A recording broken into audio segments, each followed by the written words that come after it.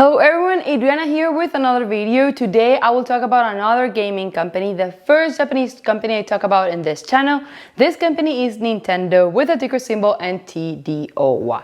It currently has a market cap of $77.18 billion and it is currently trading at $80.95 per share. So today we will talk about the company, their growth, their expectations, analyze their financials, and decide if it is a good stock or not to buy right now. If you are new to my channel, welcome. Please consider subscribing and smashing that like button since it really helps the channel out.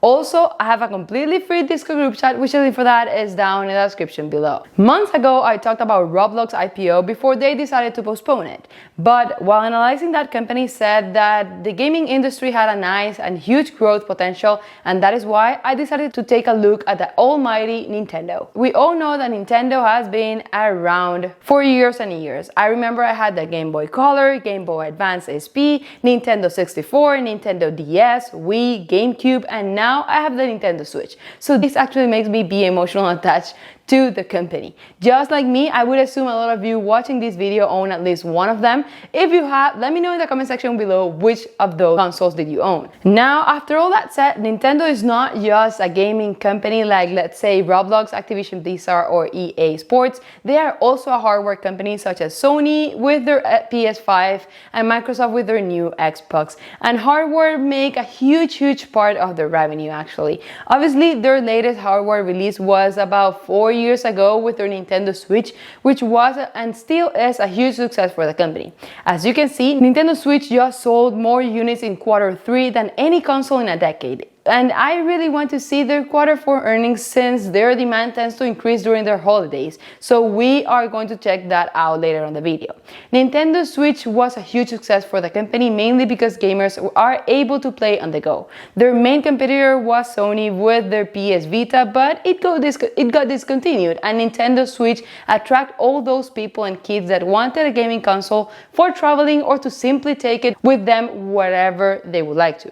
Another huge thing for Nintendo was Pokemon Go. Even though I thought that game was dead since it was a huge boom at the beginning, and then I stopped seeing people playing it. But the truth is that a lot of people are still using the app a lot, and it has been paying off for Nintendo. Pokemon Go hits $1 billion in 2020 as lifetime revenue surpasses $4 billion. Even though their player spending did decrease a year later, 29%, it has been increasing at a very nice pace since then. When it comes to downloads, Pokemon Go has generated nearly 600 million unique installs worldwide to date. The US ranks #1 for downloads, ranking up to 109 million installs. And now they are entering into the theme parks industry as well. They also have the Super Mario World theme park with Universal Studio in Japan, which it looks incredible if you ask me.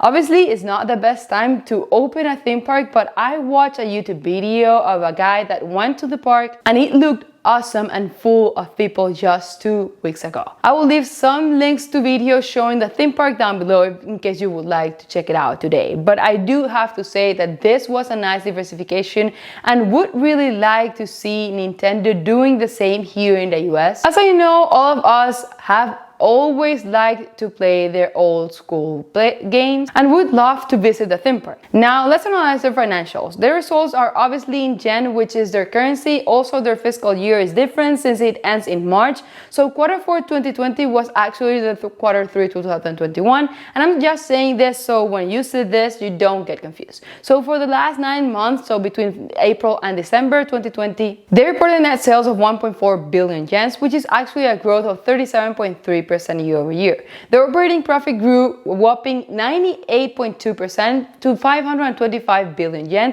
and their net profit grew 91.8% to 376 billion yen.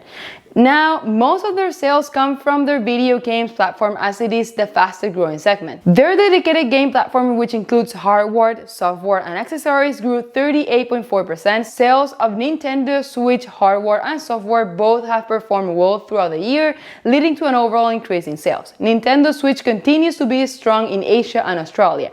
Now, overall, the most of the sales actually come from the Americas with 41.1%, then Europe 25.6%, Japan with 22.4%, and the rest 10.9%, which is impressive that most of their sales actually come from outside of Japan. Now, as I said, their fiscal year is quite different, and their 2021 fiscal year will end in March 2021. So they are forecasting to have a total net sales of 1.6 billion yen, which would be a growth of 14% year over year, and their net profit is expected to grow 33% year over year.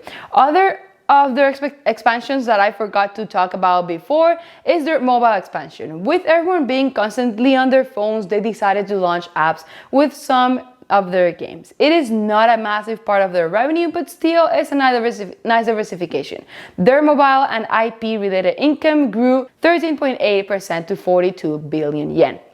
Now, as of today, February 19th, pre-market hours, Nintendo is trading at $80.95 per share with a market cap of $77 billion. It has a price-to-earnings ratio of 56.11, and even though Nintendo has solid earnings and a decent growth, they are a dividend payer company with a dividend yield of 2.37%. They do have a forward PE of 20.33. They are expecting a decline in growth for next year, and actually it makes sense because they had a nice growth during 2020 due to the pandemic and a lot of people buying Nintendo Switch like crazy, that 2021 might not be the same. Also, many would think that because they are not releasing a new hardware this year, or at least they haven't announced it yet, Sony or Microsoft could take over with their new hardwares, but I think they will be more than fine because they have different games that cannot be played in any other consoles, and also have the competitive advantage that the Nintendo Switch can be used on the go, which others do not have. Also, gaming industry has been growing and will continue, in my opinion, with a massive growth throughout the years. The industry is going to continue growing as technology continues to grow as well. Analysts are expecting the video game market value worldwide to grow to $200 billion by 2023, which would be almost 30% growth in the next 2 years. Now, ARK Invest has been buying more and more shares every single day for the past week. They have been buying since December or even a little bit before, but this week has been every single day. They bought over 230,000 shares in the past 4 trading days, but they currently own a total of over 4.7 million shares, which has a market value of a little over $383.6 million. It represents 1.40% of their ARKK, which is their ARK Innovation ETF, and is actually the only company in this ETF that is focused on the gaming industry. Obviously, they have been buying at way lower prices, but continue adding to their position at current prices, which could mean that they are expecting a nice growth for the company and stock in the long term.